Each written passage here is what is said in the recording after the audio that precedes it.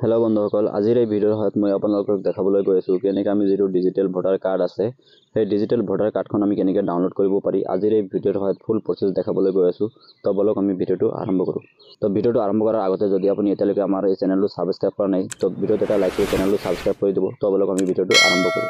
তো first time আপুনি যিকোনো এটা ব্ৰাউজাৰ খুলিব আৰু সাৰ্চ বাৰত টাইপ কৰিব NVSP লিখি সাৰ্চ কৰিব। সাৰ্চ কৰাৰ পিছত ইয়াতে ফাৰ্ষ্ট টাইম আপুনি ৱেবছাইট দেখা পাব, মানে ইয়াত আপুনি ক্লিক কৰিব। ক্লিক কৰাৰ পিছত ইয়াতে আপুনি ক্লিক হেয়াৰত ক্লিক কৰিব। তাৰপিছত এনেকৈ এটা পপআপ দেখা পাব। এনেকুৱা এটা পপআপ দেখাৰ পিছত আপুনি ওপৰলৈ স্ক্ৰল কৰিব। স্ক্ৰল কৰাৰ পিছত ইয়াতে দেখা পাইছে ই-এপিক ডাউনলোড। ইয়াতে আপুনি ই-এপিক ডাউনলোডত ক্লিক কৰিব।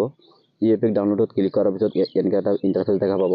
তো ই-এপিক ডাউনলোডত ক্লিক কৰাৰ পিছত আপোনাৰ এনেকুৱা ইণ্টাৰফেচ নাহিব পাৰে। যদি আপোনাৰ লগ ইন কৰিব বিচাৰে তেনেহ'লে আপুনি কি কৰিব, ফাৰ্ষ্ট টাইম আপুনি এটা ID ক্ৰিয়েট কৰিব। ID ক্ৰিয়েট কৰাৰ পিছত আপুনি লগ ইন কৰিব। লগ ইন কৰাৰ পিছত আপুনি ই-এপিক ডাউনলোডত ক্লিক কৰাৰ পিছত এনেকুৱাকৈ আহি যাব। তাৰপিছত আপুনি ইয়াতে দেখা পাইছে এপিক নাম্বাৰ আৰু ৰেফাৰেন্স নাম্বাৰ। তো এপিক নাম্বাৰত আপোনাৰ যিটো ভোটাৰ কাৰ্ডৰ নাম্বাৰ আছে, যিটো নাম্বাৰ আছে সেই ভোটাৰ ID কাৰ্ডৰ নাম্বাৰটো আপুনি ইয়াতে এণ্টাৰ কৰিব। ইয়াতে দেখা পাইছে form reference number. Form reference নাম্বাৰটো হ'ল যিহেতু নতুনকৈ ভোটাৰ নাম এণ্টাৰ কৰিছে, মানে অন্তৰ্ভুক্ত কৰিছে, সিহঁতৰ হ'ব ফৰ্ম ৰেফাৰেন্স নাম্বাৰ।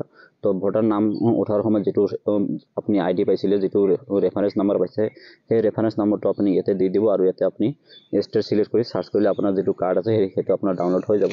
তো আমি কি কৰিম, আমাৰ হাতত যিহেতু এপিক নাম্বাৰ আছে, মানে ভোটাৰ ID কাৰ্ডৰ নাম্বাৰ আছে, সেই ভোটাৰ ID কাৰ্ডৰ নাম্বাৰৰ সহায়ত আমি ডাউনলোড কৰিম। ইয়াতে দেখা পাইছে ইণ্টাৰ এপিক নাম্বাৰ। ইয়াতে আপোনাৰ যিটো এপিক নাম্বাৰ আছে সেইটো আপুনি ইয়াতে এণ্টাৰ কৰিব। তো ইয়াতে এপিক নাম্বাৰটো দিয়াৰ পিছত ইয়াতে দেখা পাইছে চিলেক্ট ষ্টেট। তো ইয়াৰ পৰা আপোনাৰ যিটো ষ্টেট আছে সেইটো আপুনি ইয়াতে এণ্টাৰ কৰিব। তো আমাৰ যিটো আসাম চিলেক্ট কৰিম। তাৰপিছত ইয়াতে দেখা পাইছে চাৰ্চ। ইয়াতে আপুনি চাৰ্চত ক্লিক কৰিব। চাৰ্চত ক্লিক কৰাৰ পিছত এনেকুৱা এটা ইণ্টাৰফেচ দেখা পাব। অকণমান স্ক্ৰল কৰিব।